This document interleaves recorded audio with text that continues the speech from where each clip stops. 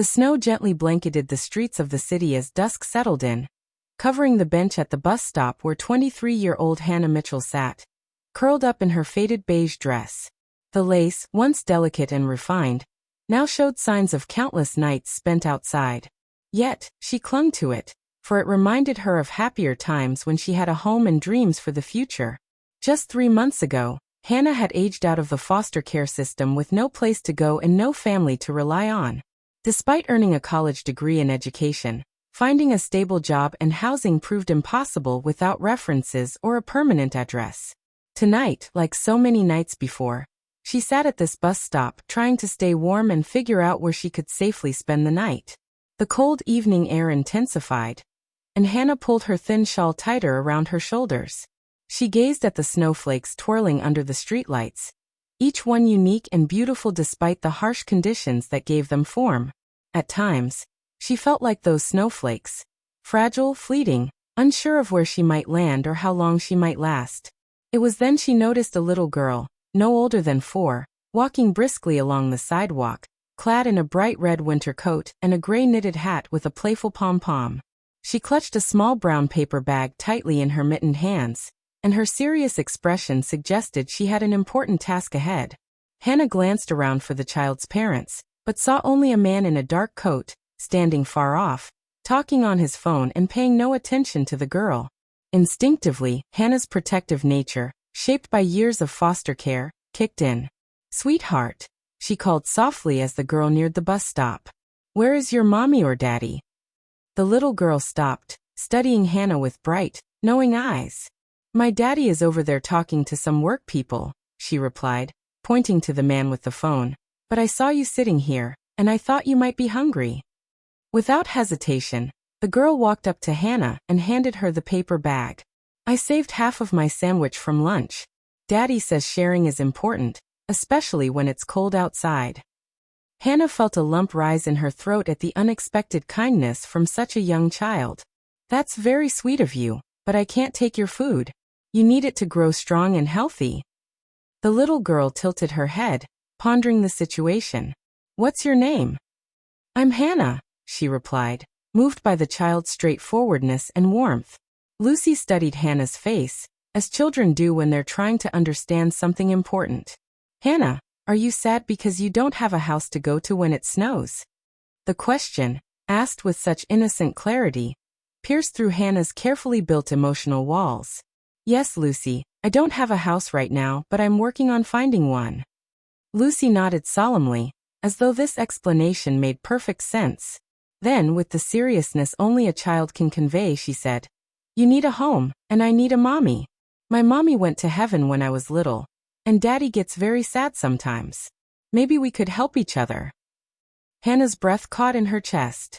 This 4-year-old, with such pure simplicity, had found a solution to both of their deepest needs. "Lucy, that's the most beautiful idea I've ever heard," Hannah whispered softly. "But grown-up things are complicated. Your daddy might not want a stranger in his family." Lucy thought about it for a moment, then smiled brightly. "Daddy says, the best people are the ones who are kind when no one is watching. You were sitting here being kind to the snow, talking to it like it was your friend. I think that means you're a good person." Just then, Lucy's father finished his phone call, and noticed that his daughter was no longer by his side. Panic flashed across his face as he searched for her, his voice filled with worry as he called out, "Lucy?" "I'm here, Daddy," Lucy called back, waving from beside Hannah. "I made a new friend." The man rushed over, his face reflecting clear relief when he finally reached them. Hannah noticed he was likely in his early 30s, with kind eyes that bore the weight of single parenthood and the pressures of work. "Lucy, you can't wander off like that," he said in a gentle but firm voice. "I was really worried." "I'm sorry, Daddy, but look, I found Hannah, and she needs a family, and we need a mommy. It's like a puzzle that fits perfectly together." Hannah quickly stood up, wanting to avoid creating any trouble for this father and daughter. "I'm really sorry. I tried to make sure she stayed close to you. She was just being kind, offering to share her food." The man studied Hannah closely, his gaze filled with the perceptiveness of someone familiar with life's struggles. "Please don't apologize.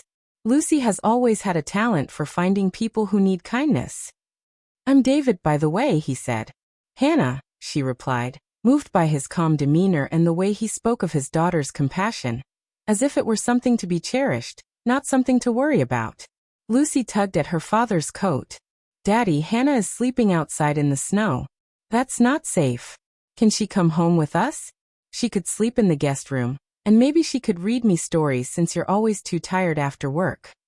David glanced from his daughter to Hannah, clearly torn between his protective instincts and the desire to teach Lucy about helping others. Lucy, sweetheart, it's not that simple, he began carefully. Actually, Hannah interrupted. Lucy has a big heart, but she's right. Grown-up situations can be complicated. I'd never want to put either of you in an awkward position.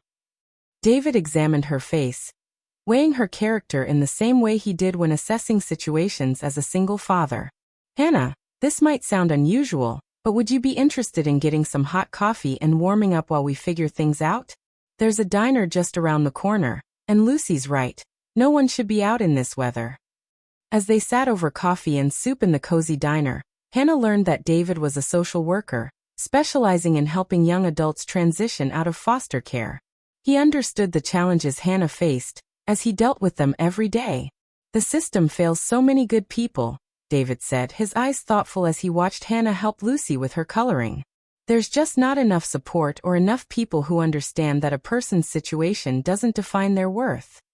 Hannah found herself opening up about her degree in education, her passion for working with children, and her dream of becoming a teacher.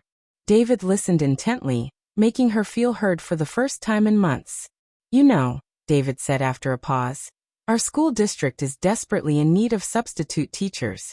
The pay isn't great, but it's steady work, and it could lead to a permanent position. Lucy looked up from her coloring and added, Hannah could stay in our guest room until she saves up enough for her own place. Then she could still come over for dinner and story time. David and Hannah exchanged a glance over Lucy's head.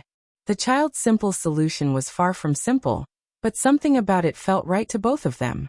Hannah, David said cautiously, I know this is unconventional, but Lucy is rarely wrong about people. If you're interested, we do have a guest room, and I can help you connect with the school district. No strings attached, just one person helping another until you get back on your feet. 6 months later, Hannah stood in front of her first-grade classroom, preparing for another day of teaching at the elementary school, where she had recently been hired as a full-time teacher. The guest room at David and Lucy's house had turned into a home in ways she hadn't imagined. Lucy, now 5 and in kindergarten at the same school, often stopped by after school to help clean up and share stories from her day. The bond between them had grown naturally and beautifully. A relationship built on mutual love, and the understanding that family is not defined by blood, but by care and choice. David and Hannah's relationship had also developed slowly, built on shared values and the daily experience of raising Lucy together. One snowy evening, exactly 1 year after their first meeting at the bus stop, the three of them sat in their living room, decorating the Christmas tree. Lucy carefully placed ornaments as Hannah and David wrapped presents. Do you remember when I said you needed a home and I needed a mommy? Lucy suddenly asked. I remember very clearly, Hannah replied, smiling at the memory of that life-changing conversation. Lucy grinned, her face radiant with satisfaction. I was right, wasn't I? Sometimes the best families are the ones that find each other when they need each other most. David reached over and took Hannah's hand, both of them marveling at the wisdom of the little girl who had seen what they couldn't. Yes, Lucy, Hannah said, glancing around at the warm, loving home they had built together. You were absolutely right. Sometimes the best gifts come from chance encounters on snowy nights. As the snow continued to fall outside their window, Hannah reflected on how far she had come from that cold bus stop to this warm living room filled with laughter and love. Lucy had been right about more than just their need for each other. She had understood something profound about healing. How it happens when we reach out to others and recognize that sometimes the most important family members are the ones we choose, not the ones we're born with. The little girl who had offered half her sandwich to a stranger had given them more than food. She had given them the gift of finding each other, and learning that love grows when it is shared freely and without fear.